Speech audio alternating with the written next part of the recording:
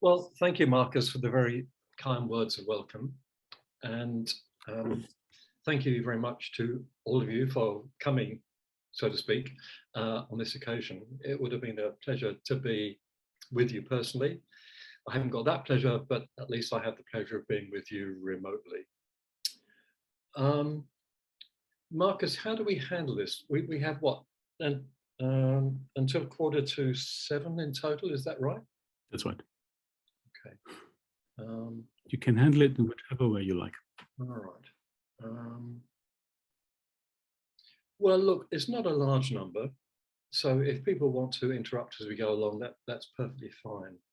Once I start showing my screen, I can't really see people properly. So maybe if you want to jump in as we go along, it would be a good idea to let Marcus know, and he can bring you in at an appropriate point. And then if I'm not interrupted, I will go for probably about 45 minutes and we can have a discussion. It might be a bit longer than that, might be not quite as long. I'm not quite sure how fast I'm going to take the material, but those are the rules of the game, I think. So I know it's a very mixed audience, and when I was pondering what to talk about, I tried to choose a topic such that there be something for everybody. I may not have succeeded, but I hope I have. So this is a mixture of metaphysics, a bit of epistemology, some formal logic, not much linguistics, but there's probably a substantial linguistic linguistic literature on absences. And if there is, I'd be delighted to know about it. So let's see where we go. And let me share my screen now, and that means I can't see many people from now on.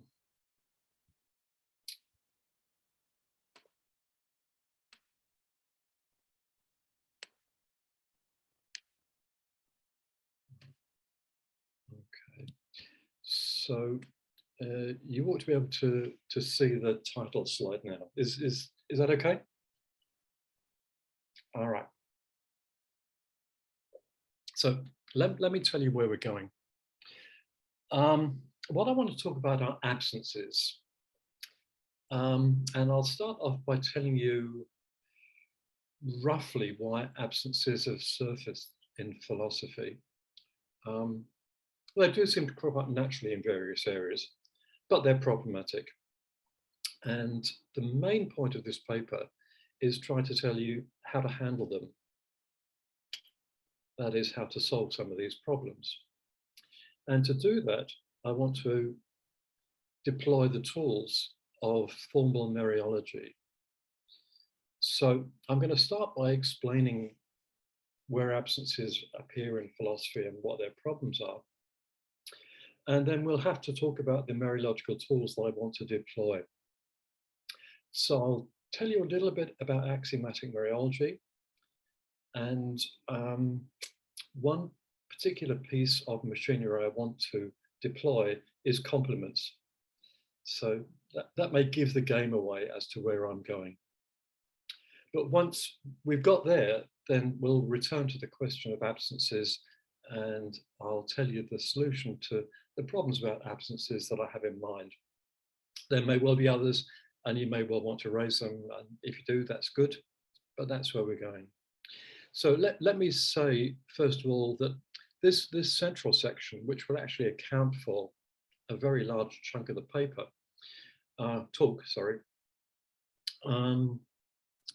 there's nothing much new in this.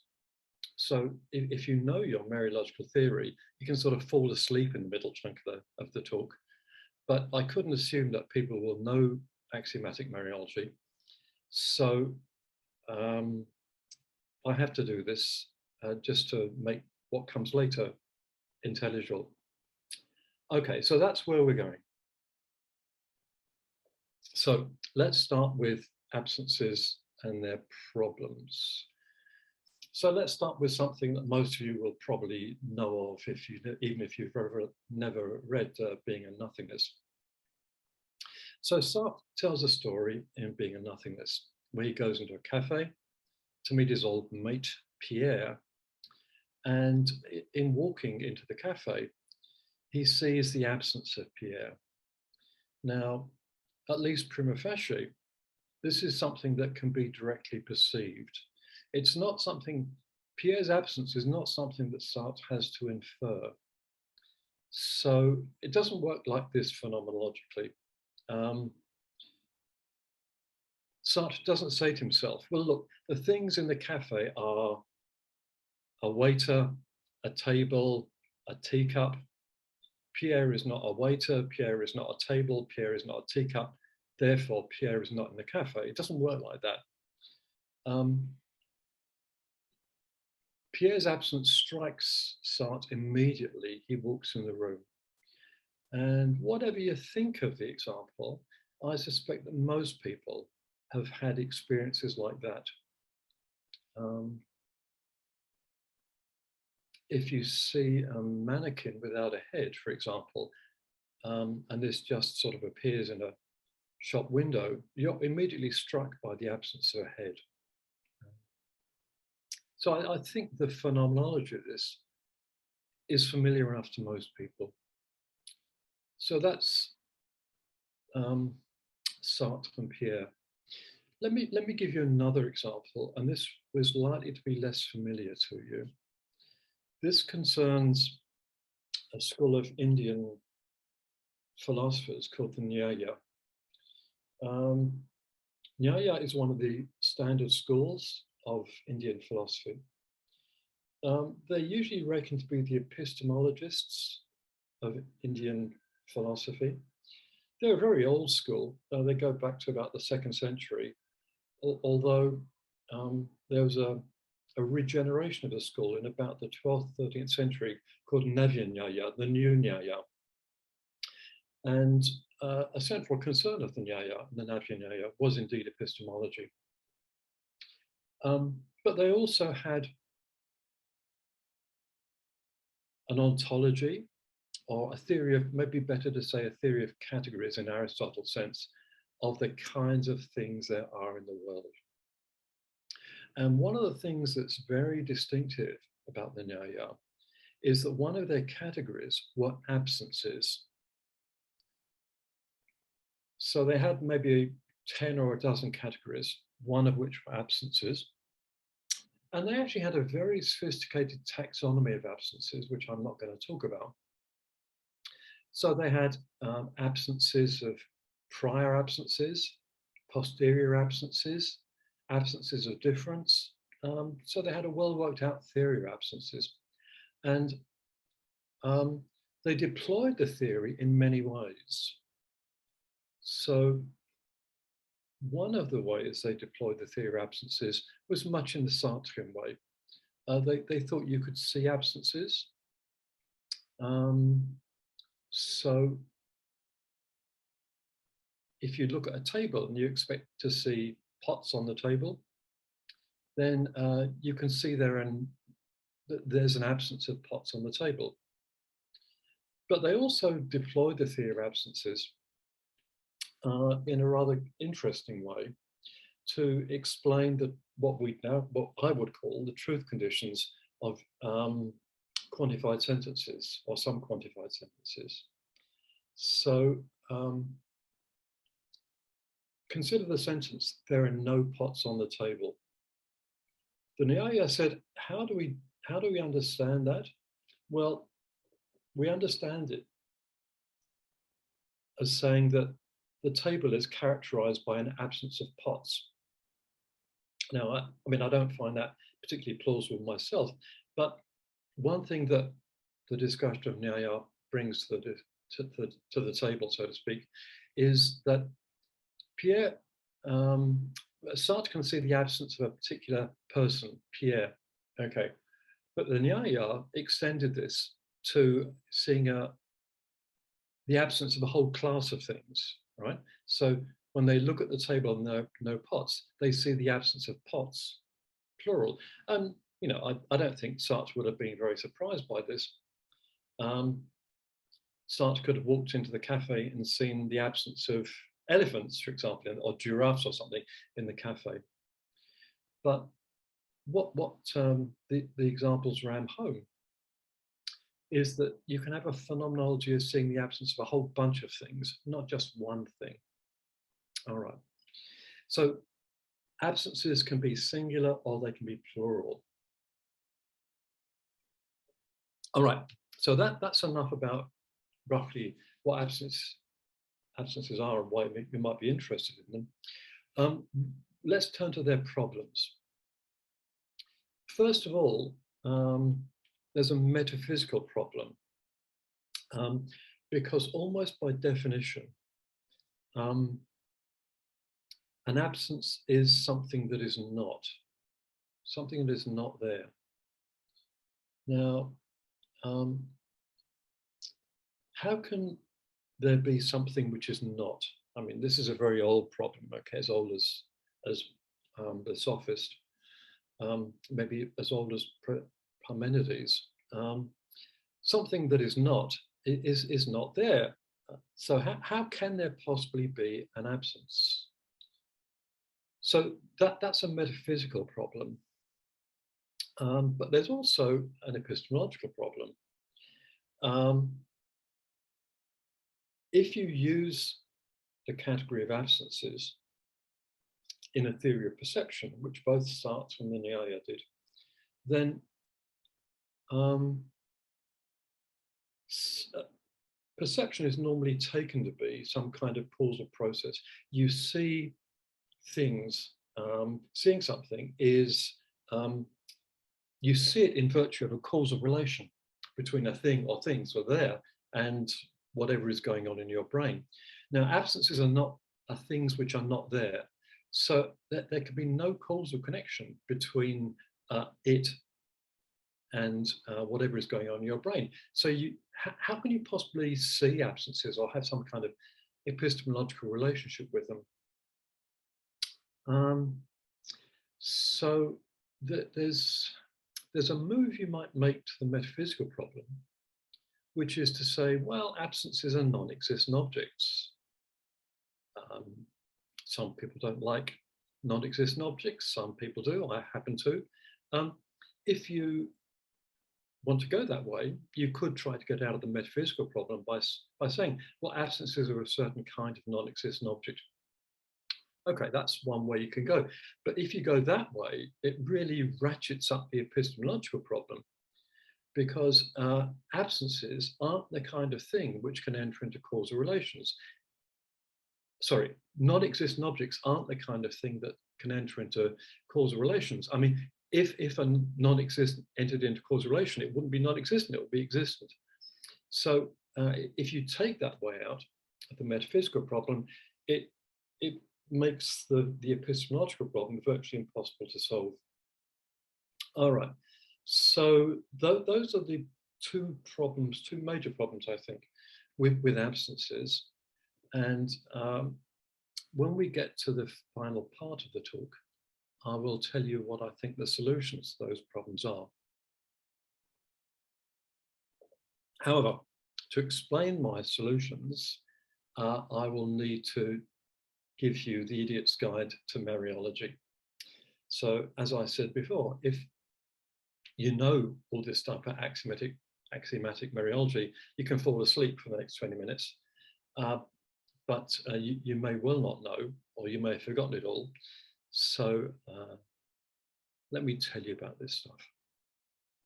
All right, so mereology is a theory of parts and wholes. In modern philosophy, it appears with Husserl, and it's first of all theorized as a formal theory by Lesniewski.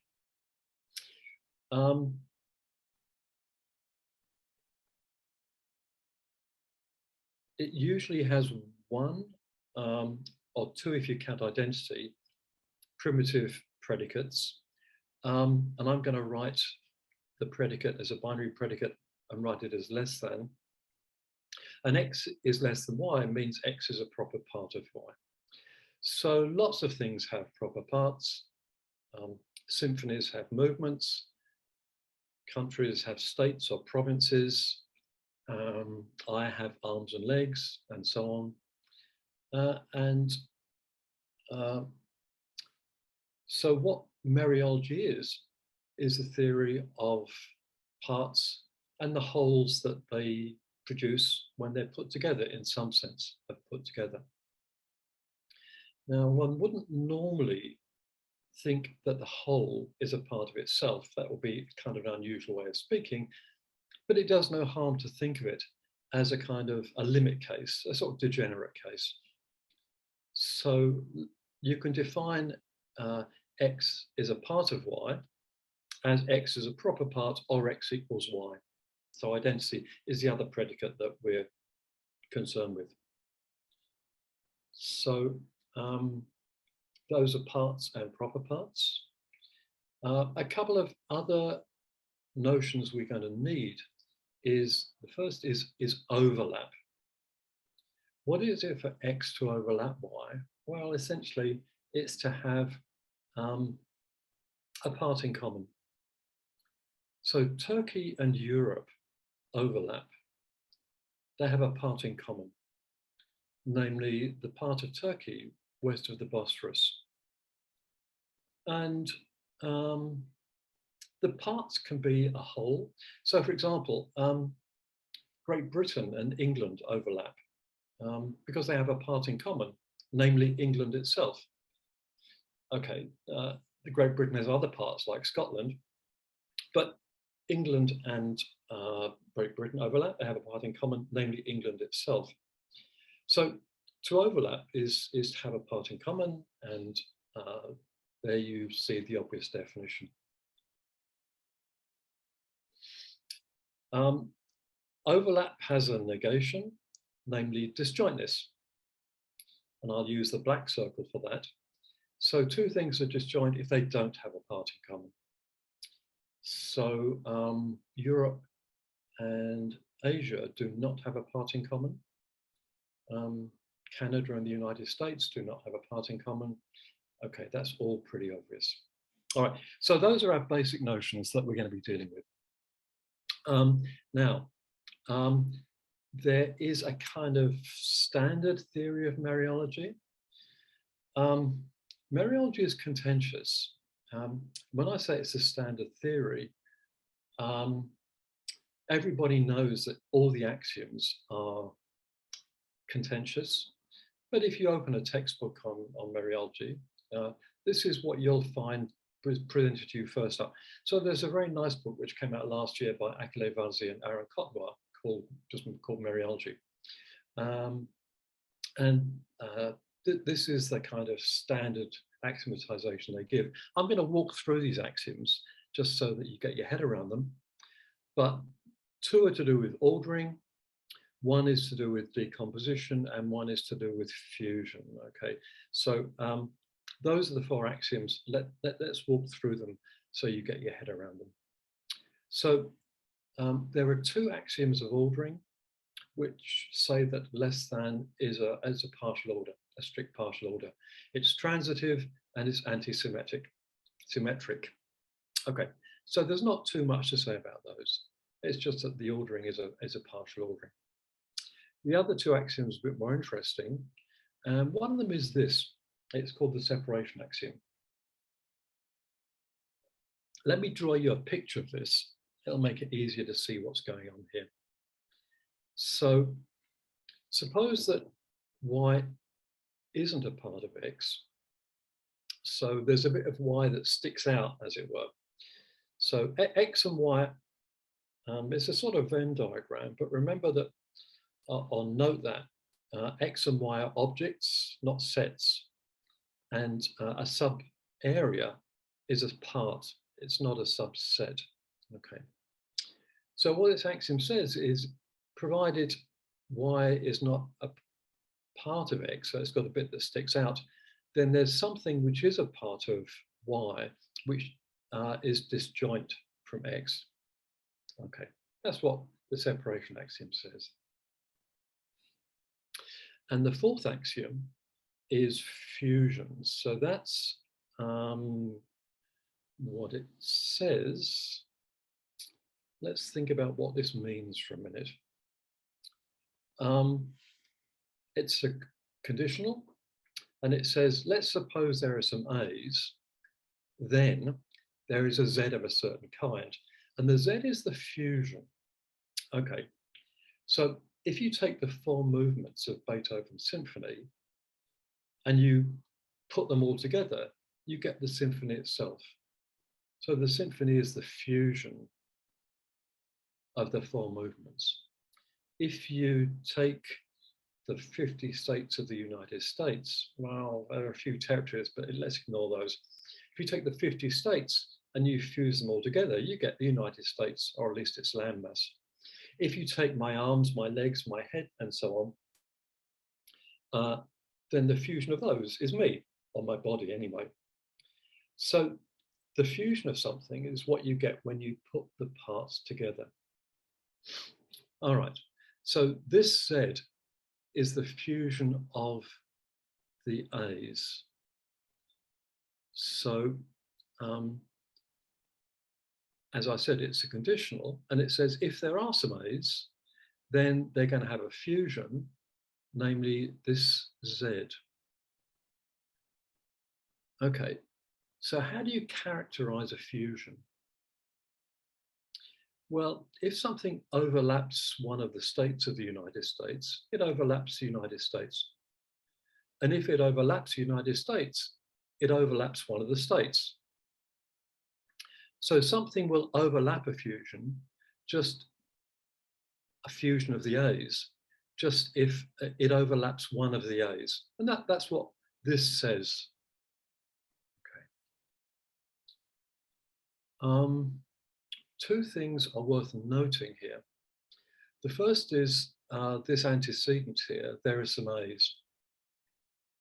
In standard mereology, for things to fuse, there must be some of them. So there's no null fusion, as it were.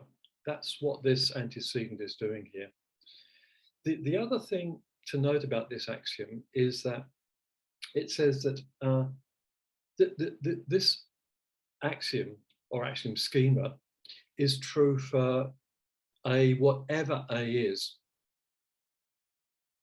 So it's telling you that any bunch of parts, any bunch of things fuse together to form a single thing. It's pretty natural to think that, you know, the fusion of the movements of Beethoven's Ninth Symphony is the whole symphony. You know, so A is the first movement of the symphony, or the second movement of the symphony, or etc., etc. But A can be anything you like. So to be A could be to be the rings of Jupiter, Trump's left eyeball, and the Hanging Gardens of Babylon. Those things have a fusion according to this axiom. Now that's not quite so obvious. I mean, so this principle is called general fusion because it works for any A, or at least any non-empty A.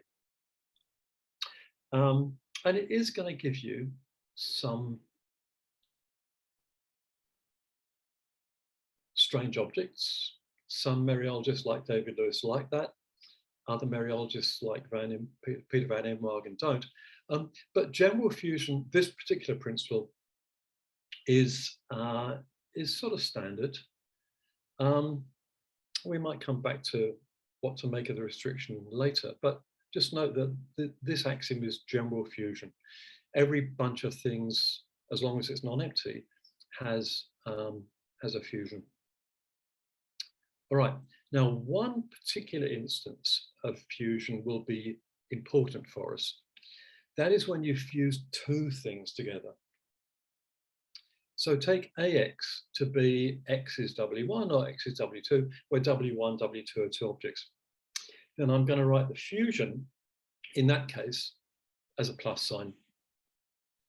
So, of course, if AX is X is W1 or W2, then the antecedent of the condition is satisfied.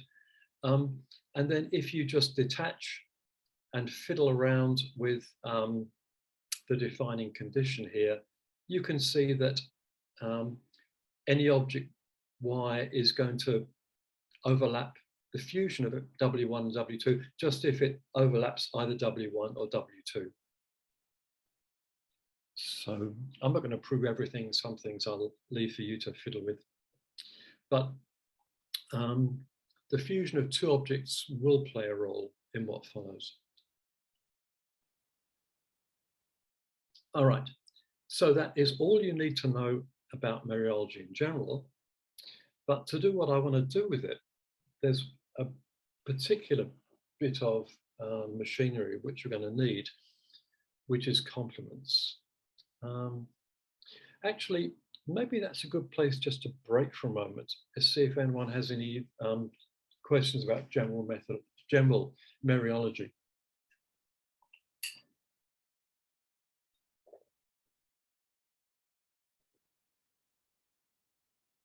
Okay, if that's not the case, let us continue. So there is our friend, the separation axiom again, and it says that as long as U isn't a part of V, then there's going to be a part of it which is disjoint from V. Now, suppose we sum all the disjoint parts, which we can do that by the axiom of fusions. So we take all the parts of U which are disjoint from V and we fuse them together. What do we get? Well, no prizes for guessing, we get this guy.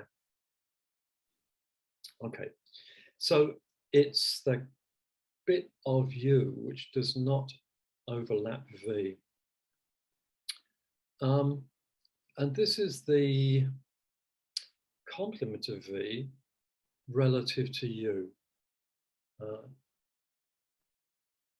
So it's the bit of V,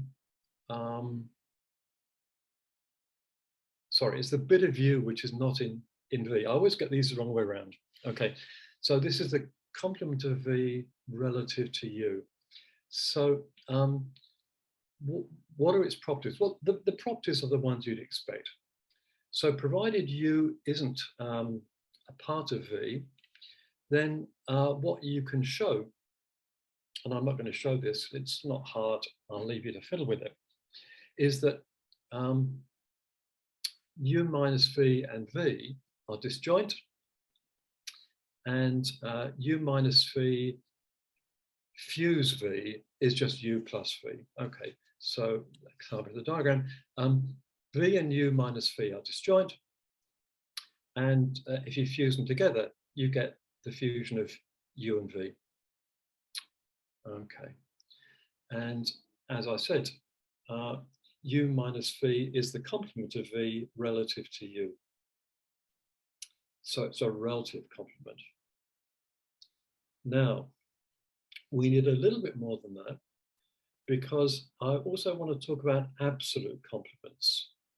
And the absolute complement is what you get when you make U as big as you can. So what does that mean? Well, let me tell you what everything is. So for AX, take X equals X, which of course applies to everything. And the instance of comprehension, general comprehension for this is as follows. The antecedent is, of course, a logical truth. Let us write the Z in question as E for everything. So since the antecedent is a logical truth, we can detach it. And then if we fiddle around with the properties of identity here, then the axiom becomes this. Y overlaps E just if Y overlaps something, which is kind of what you'd expect. And what you can prove is that everything overlaps E, and everything is a part of E. That's what you'd expect. I mean, as I said, I'm not going to prove these things, but they're pretty obvious. Okay, so that's everything. It's the fusion of all things. Now, provided that E is not a part of V, then what we've just shown is that E minus V and V are disjoint, and E minus V fuse V is just E fuse V. We can simplify this a little bit because it's not the case that E is part of V if and only if E is distinct from it. Okay, the easiest way to think of that is just the contrapositive. If E is V, then of course E is a part of V, and if E is contained in V, if E is a part of V, then E must be V. So contrapose, if E is distinct from V, then it's not the case that E is part of V. And E plus V is V because anything fuse E is E. You can't get any bigger than E. So given those two facts, let's define E minus V as V bar. And V bar is going to be the absolute complement. It's the complement of V relative to everything. Okay, let me just finish this and then Stefan has a question. Okay. So what we've just seen is that provided E is distinct from V, then V and its absolute complement are disjoint and they fuse together to get everything, which is what you'd expect. Okay, so Stefan, you had a question.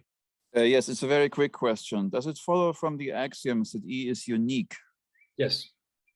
Okay, I just didn't see it. Thanks. Okay. No, it's not completely obvious, but it does follow from these axioms. Okay. There are issues in formal mereology concerning identity and therefore concerning uniqueness. Mm-hmm. Things can become slightly problematic if you drop anti-symmetry, because then you can have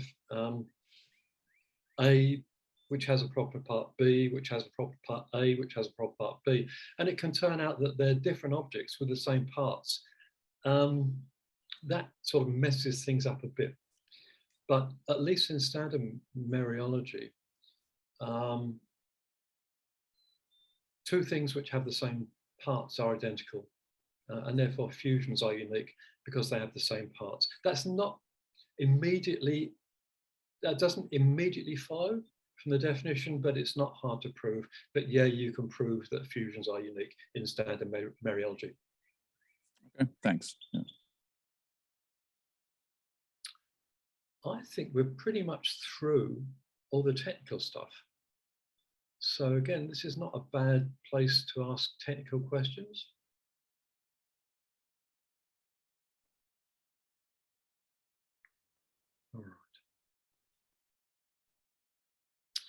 All right. So as I say, if you know your axiomatic mereology, there's nothing new there. But it's the application I want to make of these tools, which I hope is a little bit more original. So now let's come back to absences and their problems.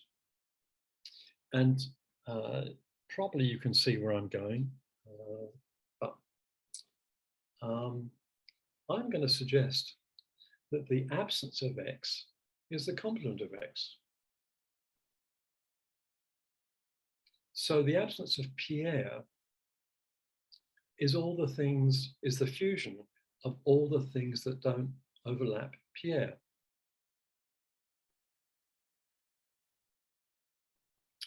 Similarly, the absence of Potts, you can take Potts to be the mereological sum of all Potts. So the absence of Potts is the fusion of all things which don't overlap any pot. So that's all the things which don't have any pot parts, so to speak. That can be pretty big. You know, everything, E is pretty big. So absences are going to be pretty big, but if you think in terms of Boolean algebras, the absence of X is going to be the complement. Okay, Boolean algebras aren't mereological structures, of course, but there's a very close connection between Boolean algebras and mereological algebras, because a kind of standard model for mereology is just a Boolean algebra without the bottom guy. So if you're used to the structure of Boolean algebras, it helps you to think about the structure of a mereology. And if you do that, then the absence of X is just going to be the complement, if you're thinking in terms of Boolean algebras. So again, let me say it, the absence of X is just the fusion of all those things. It's just the complement of X. All right. Now, how does that resolve our two problems? Well, first of all, it resolves the metaphysical problem because it tells you exactly what the absence of X is. And it's not a non-existent object, because the absence of Pierre, if he's not in the cafe, is going to contain the rest of the cafe, and then all the things which are not in the cafe, such as Simone de Beauvoir, Saturn, etc., etc.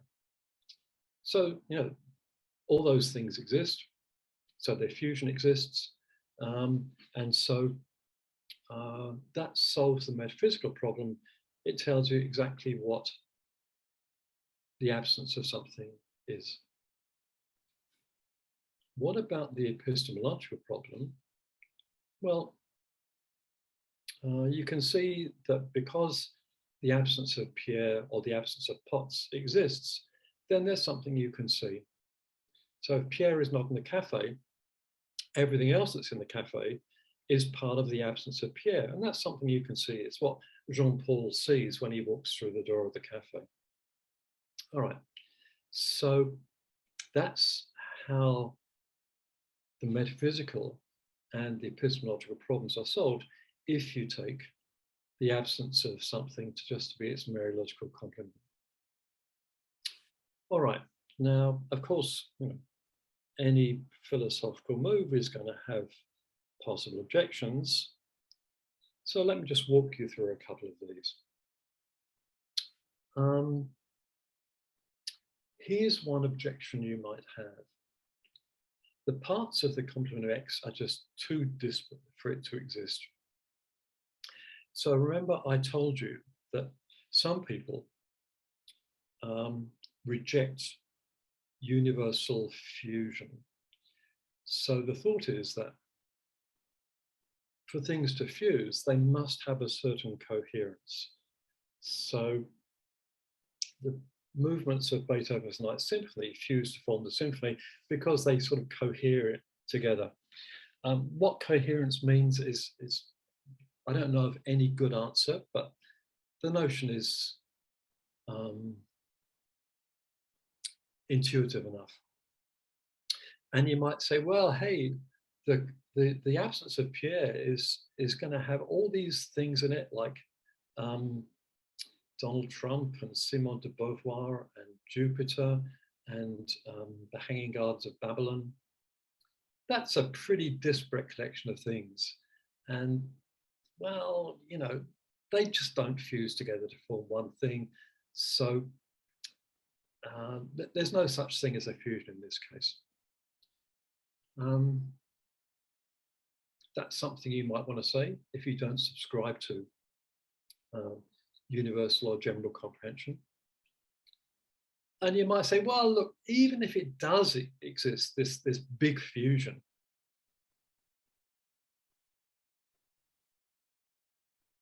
it's too damn big anyway. Remember that when Sartre walks into the cafe, he sees the absence of Pierre.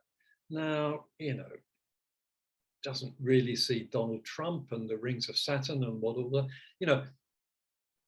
So this fusion, assuming it does exist, is just too big. Now, to be honest, I don't find either of these objections very plausible. But I can understand, look, let me rephrase that. I can see where these objections are coming from. I don't actually think they're right, but let's at least grant them. Okay. So if you're persuaded by these objections, how might you go? Well, there's an obvious move that you might make, and you've probably seen this coming already. Take the absence of Pierre not to be the absolute complement, but the relative complement. So, for example, you might take the absence of Pierre from the cafe to be the absence of Pierre relative, not to everything, but to the cafe and the things in it. What is the absence of something relative to? Well, I think if you go this way, it's going to be context dependent, because the absence of Pierre from the cafe is not going to be the same as the absence of Pierre from Paris, if Pierre is in Berlin, for example. But the context, I think, is going to specify what the relative complement is relative to. And if you take the absence of Pierre or the absence of Potts to be relative, then well, for a start, the absence of Pierre or the Potts is not going to be very big. It's going to be Paris or the cafe or whatever. And the things which fuse to form the absence of Pierre don't look so disparate. They're going to be the things in the cafe or the things in Paris or whatever. And those don't seem such a disparate collection after all. So that's the way you can get out of this problem. If you get out of it that way, then there are consequences that you have to pay, as it were. And that's the follows. Here's one of them anyway. Suppose you take the absence of Pierre to be the things in the cafe. Okay, Pierre's not in the cafe. So what is the absence of Pierre? Well, it's just the cafe, the fusion of things in the cafe. Now let's suppose Simone de Beauvoir is not in the cafe. Then the absence of Simone de Beauvoir is also going to be the cafe.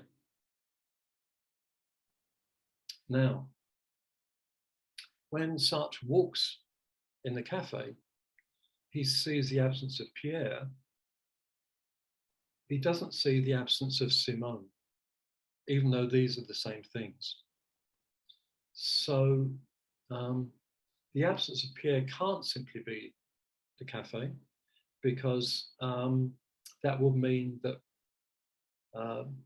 Jean-Paul would have to see the absence of Simone when he walks in the cafe, and he doesn't see that. All right, so that's the objection. Now, I think there's a pretty natural reply to that. Let me give you the simple version. It doesn't quite work, but it's on the right lines, and I'll tell you what does work, I think. Notoriously, what you see often depends on your expectations. So most of you will have done proofreading, okay?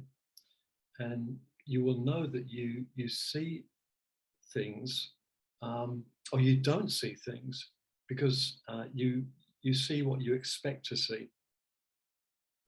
So there is an absence, but you don't see it because you don't have that expectation. All right. So a sort of flat-footed reply to this objection is that when Sartre walks into the cafe, he sees the absence of Pierre because he expects to see Pierre there. He doesn't expect to see Simone. She's at home writing the second sex. So he doesn't see her absence because he doesn't expect to see her. Now, that's a very natural response. And I don't think it's quite right, because you can see an absence even when you don't expect to see the thing. All right.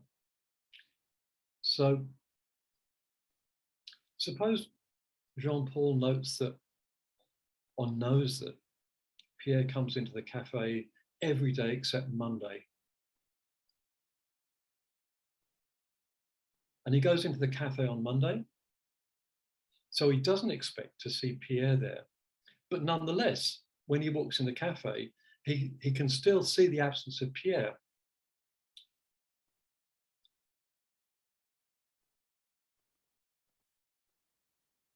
If you teach a class, one of your students might have told you that they're not coming today, say.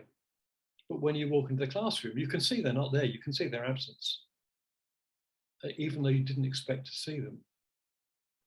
So it's not quite right to say you'll see something only if you expect it to be there. However, there's a general point here which I think is right, namely that what you see is a matter of your mental state. Okay. So had Jean-Paul been in a different mental state when he walked into the cafe which contains neither Pierre nor Simone, he would have seen the absence of each of them. The thought that what you actually see is dependent on your mental state is sort of standard fare in the philosophy of science. If I go to a radiologist and the radiologist shows me an X-ray, then what I see is just a sort of blooming, buzzing confusion of blacks and whites, or transparencies and non-transparencies. Whereas, of course, the radiologist can look at it and see, you know, maybe a fetus or a heart or a tumor on the brain or whatever.